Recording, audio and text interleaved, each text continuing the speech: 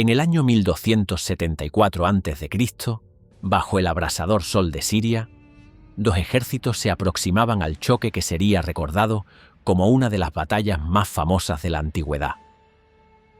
Una batalla que no solo enfrentó a miles de soldados egipcios e hititas, sino que también marcó un punto de inflexión en la historia de la diplomacia y de la propaganda militar. Kadesh, una ciudad situada a orillas del río Orontes, era una joya codiciada. Desde allí se controlaban las rutas comerciales que conectaban Mesopotamia con el Mediterráneo. Era una encrucijada donde se cruzaban caravanas, mercaderes, diplomáticos y ejércitos. Quien dominara Kadesh, dominaba Siria, y quien dominara Siria tenía en sus manos el futuro de Oriente Próximo. Ramsés II acababa de heredar un imperio que, en apariencia, era el más poderoso de la región. Pero su legitimidad todavía no estaba consolidada. Era joven y necesitaba una gran victoria que sellara su nombre en la historia. Al norte, Muwatalli II, el rey hitita, sabía que ese mismo territorio era clave para mantener la influencia de su reino sobre las ciudades-estado de Siria. Ninguno de los dos podía ceder. El destino los empujaba hacia la guerra. Ramsés partió de Egipto con un ejército colosal para la época. Según las inscripciones egipcias, marchaban con él unos 20.000 hombres, organizados en 4 grandes divisiones bautizadas con nombres de dioses: Amón, Ra, Ptah y Seth. Cada una era un pequeño ejército en sí misma, con infantería, arqueros y carros de guerra. Además, contaba con contingentes de aliados y mercenarios, como los Sherden, un misterioso pueblo de marineros y guerreros que más tarde serían conocidos como parte de los pueblos del mar. El arma más importante de esta campaña eran los carros de guerra. Para nosotros, hoy pueden parecer simples vehículos de madera con ruedas, pero en aquel tiempo eran la joya de la tecnología militar. Los egipcios habían perfeccionado un carro ligero, rápido, de 2 ruedas, tirado por caballos entrenados para la batalla. En él iban 2 hombres, el conductor y el arquero. El primero guiaba el carro con gran destreza, mientras el segundo lanzaba andanadas de flechas que podían destrozar la moral y las formaciones enemigas. Eran máquinas de movilidad y precisión. Los hititas, en cambio, usaban carros más pesados, de 3 hombres, un conductor, un escudero y un lanzador. No eran tan veloces, pero su impacto al cargar era devastador. En un enfrentamiento directo, esos carros podían abrir brechas en las líneas enemigas y sembrar el caos. Esta diferencia táctica sería clave en lo que estaba por venir. El ejército egipcio avanzó hacia Siria en largas marchas, confiado y disciplinado. Ramsés, ansioso de gloria, se adelantó con la división de Amón, mientras las otras 3 divisiones marchaban más atrás. Aquí es donde Muwatalli jugó su carta más astuta. Envió espías disfrazados de desertores al campamento egipcio. Estos hombres se presentaron ante Ramsés y juraron que el ejército hitita estaba muy lejos, al norte, incapaz de plantar cara. Ramsés, convencido por la noticia, aceleró la marcha con la división de Amón, dejando a sus otras divisiones separadas por kilómetros de distancia. Pero era una trampa. En realidad, Muwatalli esperaba al faraón con un ejército todavía mayor, oculto tras colinas y bosques cerca de Kadesh. Según fuentes modernas, los hititas reunieron alrededor de 40.000 hombres y más de 3.000 carros. Egipto había caído en la emboscada. Cuando la división de Amón llegó cerca de Kadesh y comenzó a instalar su campamento, los carros hititas surgieron como una ola imparable.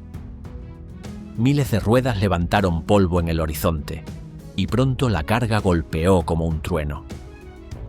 Los egipcios fueron tomados por sorpresa. Las líneas se rompieron, los soldados huyeron, y el campamento fue arrasado. El propio Ramsés estuvo a punto de quedar atrapado. Las inscripciones egipcias relatan que en ese momento Abandonado por sus hombres, Ramsés subió a su carro y, invocando al dios Amón, luchó en solitario contra los invasores, lanzando flechas a izquierda y derecha hasta hacer retroceder a los hititas. La realidad, sin embargo, fue menos mítica. Lo que salvó a Ramsés no fue la intervención divina, sino la llegada de contingentes de refuerzo. Primero, soldados de Amurru, antiguos aliados hititas que habían desertado para unirse a Egipto. Y poco después, la división de Ra, que llegó a marchas forzadas tras escuchar el estruendo de la batalla. Gracias a este inesperado auxilio, el desastre pudo contenerse. Los egipcios reorganizaron sus carros, contraatacaron y lograron empujar a los hititas fuera del campamento.